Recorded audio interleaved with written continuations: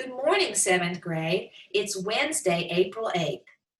Make sure that you have posted your answers to lesson 96 in LMS in the appropriate location. We're having a little trouble with that. The appropriate location in the lesson 96 practice problems assignment page. Okay, I found it in the Khan Academy assignment. I found it in the instructional video. I found it on the topic wall. I found it on the class wall. It is such a help to me if we can all put our assignments in the lesson 96 practice problems section. Thank you. Okay, now let's go ahead and look at lesson 97, similar triangles and indirect measure. Let's look at these two triangles. They are similar. One is smaller and one is larger, but they have the same shape. That's the definition of similar triangles. Two triangles that have the same shape, but not necessarily the same size. Now, if they are similar, their angles, their corresponding angles are going to be congruent or equal. So here is an angle with one tick mark. It is the same size as this angle on the larger triangle. Here, this one has two tick marks. It matches with this one. This angle has no markation, but it matches with this one. And so they are similar. They have the same shape, but these do not have the same size, similar. Now, something special about similar triangles, their side lengths are proportional.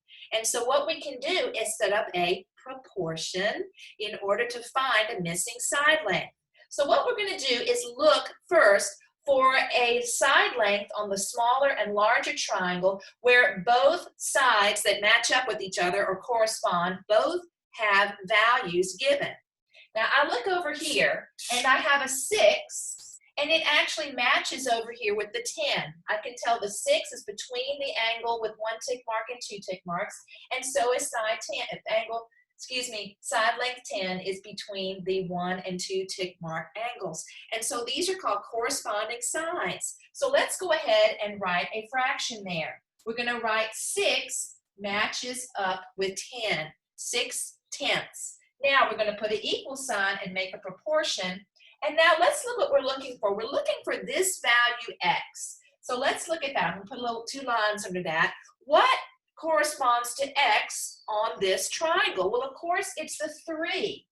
And so look what I have here. I have 6 is to 10 as 3 will be to x. So I'm going to put a 3 over x. My small triangle length to my corresponding large is equal to the same ratio, the small corresponding 3 with the corresponding x. So 6 is to 10 as 3 is to x. Now let's look how easy that's going to be to solve.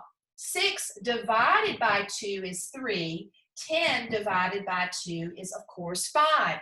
And so we know the value of x is simply 5. We know that the length of this side, because similar triangles can create a proportion to solve for a missing side length. Okay, we call the sides proportional. 6 is to 10 as 3 is to x. Now let's go over here and look at the same concept with a real life scenario. What if it was a sunny day and the sun was over here and it was creating a shadow for the tree and for the person standing near the tree? So I don't know the height of the tree. I'm going to call that x. I don't know the height of the tree, but I can measure the shadow length of the tree. So I go from the base of the tree to the end of the tree's shadow, and it has a length of 30. Now let's go over here to my person. My person is 5 feet tall, and she has a shadow of 6 feet. Now, can you see the triangle here? I have a triangle here, and I have a triangle here. So let's look with the angle of the sun at the same time of day, the way the sun is going to hit and create the shadow. We're going to have 2 similar triangles. These angles here are going to match. So we can set up a proportion. So let's go ahead first and start with the tree shadow. The tree shadow of 30 corresponds to the person's shadow of 6. So a length of 30 feet is going to correspond or match up with the 6. So I have 30 is to 6, and let's make our proportion, is equal to, now you have to make, if 30 goes with the tree, this has to go with the tree too. So numerator is tree, let's put that. Numerator is tree, true, tree, tree, tree. Denominator is going to be person. Okay, so let's go back. The tree height is going to be in the numerator. The person height is going to be in the denominator. And so now I have 30 over 6 equals x over 5. Let's go ahead and cross multiply. I'm out of room up there. I'm going to go down here and cross multiply, and I'm going to do 6 times x equals 30 times 5. Well, we know how to solve a proportion. Let's divide both sides by 6, and I get x equals. Now let's go over here and cancel. 30 over 6 becomes 5 over 1. X equals 25. Well, what are my units going to be? Everything is in feet here. And so I'm going to put that the height of the tree is 25 feet. I've created a proportion from similar triangles. Same shape, but not the same size. Okay, now let's go ahead and do some problems from the homework. Okie dokie. So over here, let's look at number 21. Number 21 gives us 2 similar triangles. You can look in your book. Make sure you have your worksheet out. You can do these with me. And it only asks for the value of x. They have a y over here, but we don't need that. So let's find the value of x. Now, to find the value of x, I first have to look at my 2 triangles and see, do I have a matching pair of sides that correspond to each other? Well, I'm going to look down here. 10 corresponds to 15. How do I know? 10 is the side between the angle that is unmarked and the one marked with 1 tick mark, and 15 is between the unmarked and 1 tick mark angle here. So I'm going to start by writing 10 is to 15, left is to right, as. Now, what do I have to put up here? This is going to have to be the side from the left triangle, the smaller one, is x. And what matches up with x or corresponds to x over on this side? The 12. So let's put a 12 down here. So let's just review. 10 is to 15 as x is to 12. Now, all we have to do is cross multiply. So let's put 15x is equal to 10 times 12. I'm going to divide both sides by 15. I hope you're doing this yourself. Now, can we cancel here? Well, of course we can. I'm going to cancel the 10 over 15 to 2/3, and then 12 over 3 becomes 4 over 1. And that's a bad 2. Sorry, guys. And so 2 times 4 is 8. And I think there may be a unit of measure here that I did not record. And let me peek at it real quick. Dimensions are in centimeters. And so I'm going to put centimeters down here. The value of x is 8 centimeters. Actually, since I'm solving for x, I'm going to go ahead and include x in my answer. All righty. Now, let's move on to number 22. This one is a word problem, so we call it indirect measure. So what we're going to do here is we're going to look. They say that there is, let me read real quickly, it's a power pole. So here's my power pole, and it casts a shadow. It's a shadow problem. It casts a shadow of 72 feet. Now over here is a yardstick, and at the same time of day, so here's my sun over here creating the shadow. The yardstick is going to create also a shadow of 48 inches. Now, what do I have here? I've got feet, I've got yards, I've got inches. Let's make everything in terms of feet. Okay, we'll put our answer in terms of feet. So let's change 1 yard. The yardstick is 3 feet. Can we convert 48 inches into feet? You betcha, because there are 12 inches in 1 foot, and so 48 inches is going to be 4 feet. Okay, now, so that's a little bit longer. Whoop, there we go. So we have two triangles. I'm just going to go ahead and create my triangles here. And because of the angle of the sun in the sky, we're going to assume that these are the same, and then these should both be, with the poles that have been put in the ground correctly, those are both going to be right angles. And so I have two similar triangles. So now we want to find the height of the pole. Well, let's go ahead here and look for corresponding sides to make our first fraction in our proportion. And what I see is 72 for the length of the shadow of the light pole, or whatever pole this is. What kind of pole is it? Power pole.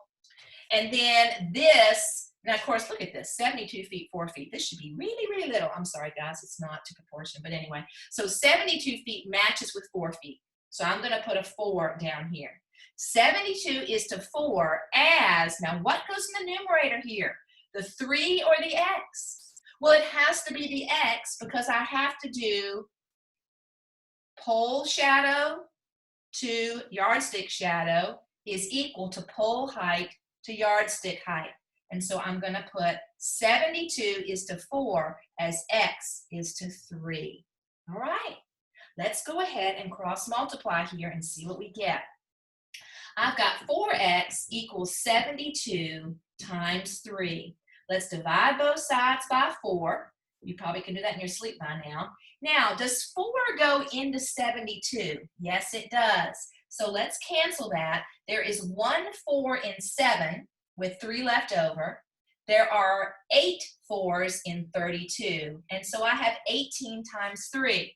Well, I'm just going to come over here and do 18 times 3 is 54. So I have 54. And what is my height going to be in? All of my units are in feet. And so 54 feet is the answer. Okay. Now, I wanted to go ahead and go over number 27 with you because that was from yesterday's lesson. That's the distributed property. And I know you can go back and look at the video, but we're all, trying to adjust all this. I'm trying to save you a little time here.